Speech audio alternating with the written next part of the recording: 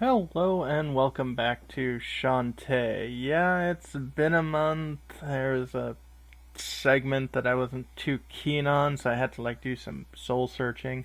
And if you've noticed, there's no sound in this. This didn't help my decision to not want to touch this game for a while. Yeah, this is that same Windows 10 update messed up with everything.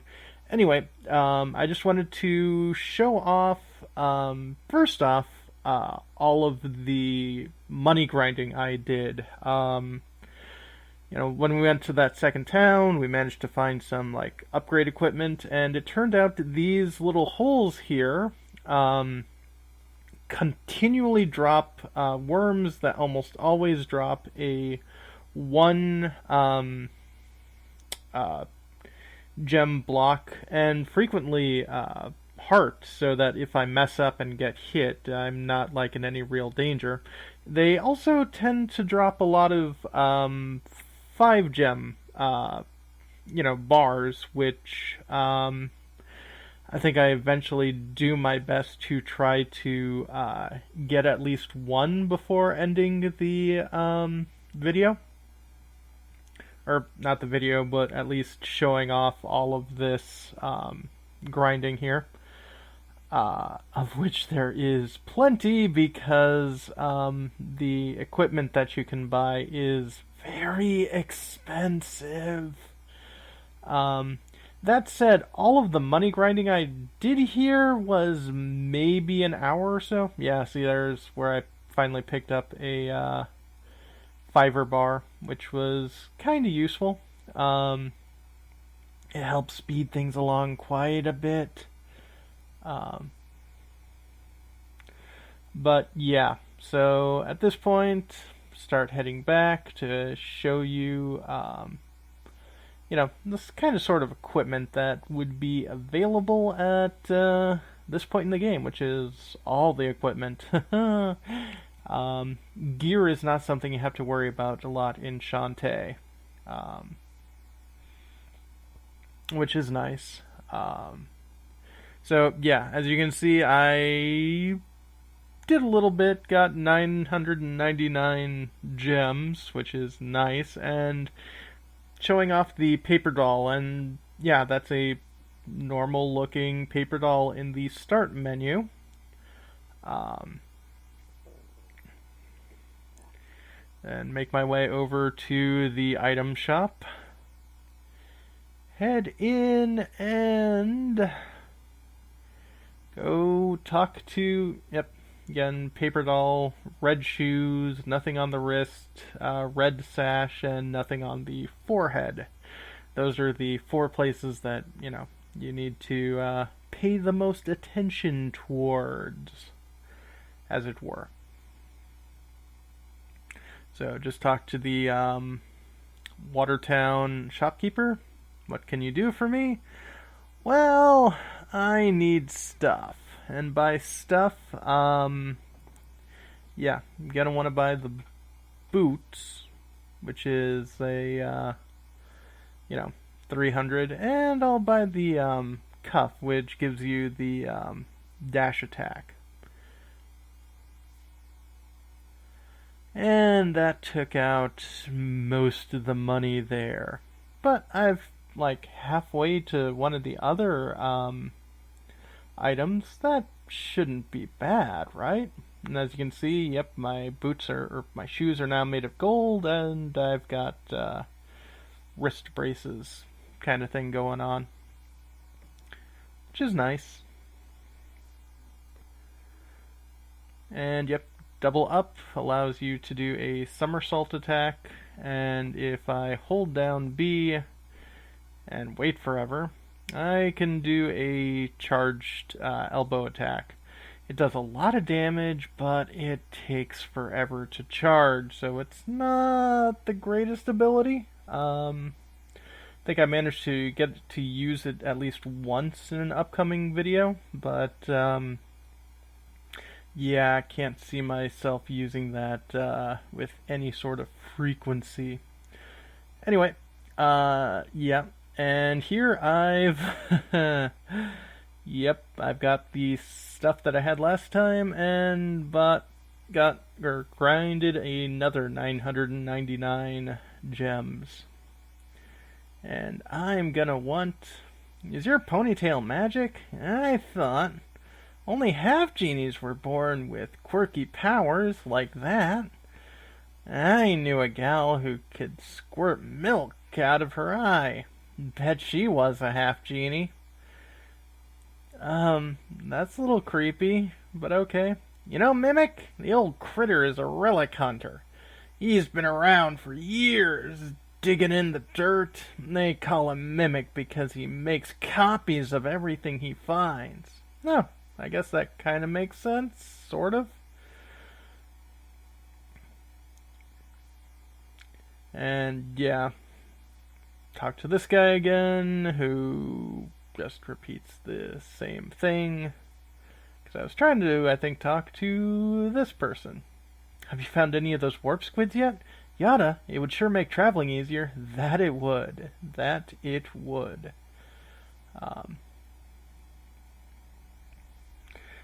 So, yep. So with this 1,000 gems, what are we gonna buy? Well, probably would make the most sense to go ahead and buy the most powerful item available, or at least the most expensive item available, so that when I have to raise more money, oh, and yes, you can't skip the time it takes for her to just drain all of the money out of your account, which is annoying. But yeah, so I've got the tiara, so on my forehead I've got this cute little symbol, which is nice. But yeah, turns out if I've already come this far, might as well stock up on the whole shebang. So, gonna have to get that sash as well, which I got 411 gems, more than enough by a little bit. Didn't go for the full near 1,000 because I guess I was feeling fat and lazy. But head in and grab the last item. I like how it changes the paper doll, but I wish it would change the overworld sprite. Ah well, yeah, it's a Game Boy Color game, what do you expect? So yeah, first half of this video is just me prepping for, I guess, the rest of the game, because at this point, aside from picking up expendable goods like healing items and other stuff, so yeah. Also, yeah, when I do a jump kick, I can do a twirl forward, and when I do a charged and hit B, I do a twirl attack. So those will probably become very useful, especially the twirl attack will probably be useful to like cover large gaps, because it looks like it covers a bit more ground than even the sprint jump. And I really don't need to heal up at the bathhouse, but I could use a save, because, yeah, I learned the hard way that if I lose all of my lives, it'll send me all the way back to my last save, which, if I don't save, means all the way back to the beginning of the game. Not ideal. So, at this point, we need to take Bolo's advice and meet him over at the fountain, which is that one screen that we passed that seemed to have nothing going on. And it turns out it has enough going on that it's of some importance. On the bright side, it does feel like backtracking goes a bit faster than you know, forward exploring. I guess that makes sense because I've got a vague idea of where I'm supposed to be going.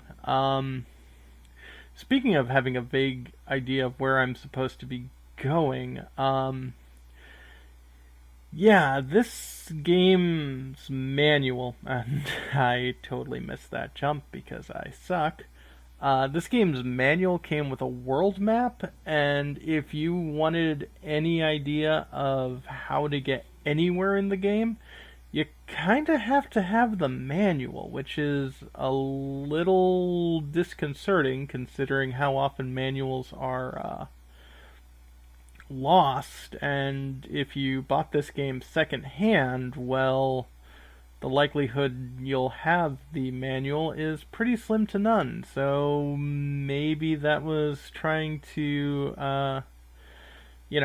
that they'll say it's to defer or dissuade the piracy market, but it also tends to harm the secondhand market, which, if you talk to most publishers hate used games because to publishers a used game is just as bad as a pirated game because they don't get any money out of it aside from the initial purchase. But of course, on the consumer end of thing, a secondhand market is always good. Yes, come watch Gilded Tongue's, Let's Plays. See some questionably, played video games, and also hear some bits of economic theory. Yay. No wonder my numbers are so everywhere. There you are. What are you doing now, you idiot? I can smell her perfume. So beautiful and alluring. Ooh, snap out of it. I've got to get inside. Whatever Risky is after is worth investigating. Stand back. Quick flick of the wrist and... donk. I'm surprised you didn't smack Shantae. There, that ought to do it. You go on inside. I'll wait here in case she comes back. Uh-huh, you coward. But before we head inside, I remembered that there is this saved guy. Hello, Shantae. Would you like me to save a record of your travel? Any previous information will be forgotten, okay? Yep, your game has been saved. Thank you. That way if I have a game over, I can start here rather than, having to redo it. Also, it looks like Bolo kind of buggered off there. There you are. Hold it, you rat. Huh? It's that silly girl again. Try if you like, but you'll never keep up with me. Ta-ta! And she drops and puts a block in her way. That's useful for her. Of course, now I have to figure out how to get around here. This dungeon seems very small at the moment. And nothing outside to help me either.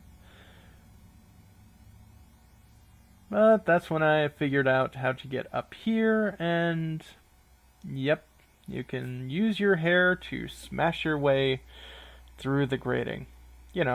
Just like in real life. And now we are in the aqueduct system. Yay. I'm going to say aqueduct because if I say sewers, that has a whole different connotation. And here we have to deal with little various sorts of red monsters, blue monsters, and crab people. Of course, the blue monsters, yeah, they'll drop stuff, but since they're above water, and water is instant death for Shantae because, she's a platforming protagonist, which means either she can swim indefinitely or she can instantly die. That's how all platforming protagonists exist. it seems. But that is the way of the video games, or something like that. Yeah, this opening sequence, it's nice. It's a bit slow, though, because, you can only go so far before dealing with another thing. And then we meet a new enemy, these platforming things that suddenly get a jolt of electricity. Never fun. Um, the the music in this place is really good, but you're not gonna hear it until like 3/4 the way of the next video. And yep, here I find that that's as high as I can go for the very moment. But don't worry, we'll be exploring there later. And we've also found a locked door, which we'll have to figure out how to deal with. Luckily, there's only one more place to go, which is right over here, leading us to this kind of morpher shapeshifter guy. Reminds me of the morphs from Flashback, but a little bit easier to deal with, thankfully. Turns out a hair is better than a gun. And over here, there's a nice high-end pot, which carries a 20 gem thing. And our first kind of mini-boss, these sort of lobster people, or crab people, you know. Generally, yep, you just want to hair whip them. And this guy went down pretty quickly. Sometimes they'll hold up their claws to block, and that's real annoying. And over here we find our first warp squid. Hey, I found a warp squid. I bet it misses its mommy. Yep, collect enough of those and you'll be able to,